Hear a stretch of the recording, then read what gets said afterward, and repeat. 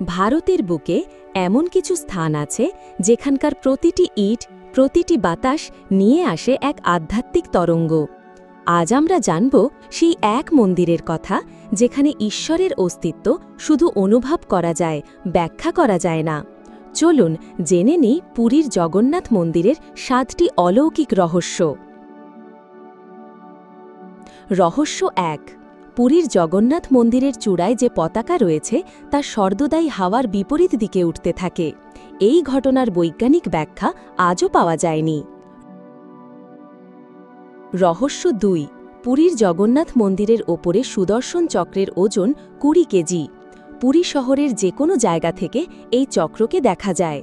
যেদিক থেকেই দেখুন না কেন, সবসময় মনে হবে চক্রটির সামনের দিকটিই দেখছেন। রহস্য 3। পুরীর জগন্নাথ মন্দিরটি এমনভাবেই তৈরি যে এর ছায়া জমিতে স্পর্শ করে না। সকাল থেকে সন্ধে অবধি কখনোই আপনি মন্দিরটির ছায়া দেখতে পাবেন না। এমনটা আপনি নিজে গেলেও প্রমাণ পাবেন। রহস্য 4। বিশ্বের যে কোনো জায়গায় সকালে সমুদ্র থেকে হাওয়া আসে তীরের দিকে, আর বিকেলের দিকে উপকূল থেকে সমুদ্রের দিকে হাওয়া যায়। তবে আশ্চর্যের বিষয়, পুরীতে তার উল্টোটা হয়। এটাই শ্রীক্ষেত্রের মহিমা। রহস্য 5। পুরীর জগন্নাথ মন্দিরের সবচেয়ে অবিশ্বাস্য বৈশিষ্ট্য হল জগন্নাথ দেবের মহাপ্রসাদ। সারা বছর ধরেই সমপরিমাণ প্রসাদ রান্না করা হয়, কিন্তু ওই একই পরিমাণ প্রসাদ দিয়ে কয়েক হাজার মানুষ হোক বা 20 লক্ষ মানুষকে খাওয়ানো হোক, তবু প্রসাদ কখনো নষ্ট হয় না বা কখনো কম পড়ে না, এবং কেউ অভুক্ত থাকেন না। রহস্য 6।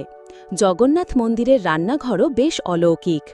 একটি পাত্রের উপর আরেকটি এমন করে মোট 7টি পাত্র উনুনের উপর বসানো হয় রান্নার জন্য। যে পাত্রটি সবচেয়ে ওপরে বসানো থাকে সেটির রান্না সবার আগে হয়।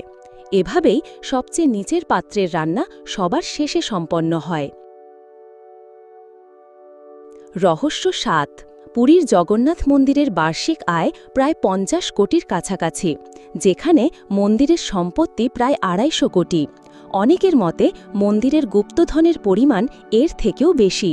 স্থানীয় লোকজনের মতে মন্দিরের উচ্চতা যতটা, ঠিক ততটাই এই মন্দিরের গুপ্তধনের পরিমাণ। পুরীর জগন্নাথ মন্দির শুধু এক স্থাপনা নয়, এক জীবন্ত রহস্য। আপনি কি কখনো এই মন্দিরে গিয়েছেন? কমেন্ট করে জানান এবং শাস্ত্রকথা চ্যানেলটি সাবস্ক্রাইব করতে ভুলবেন না।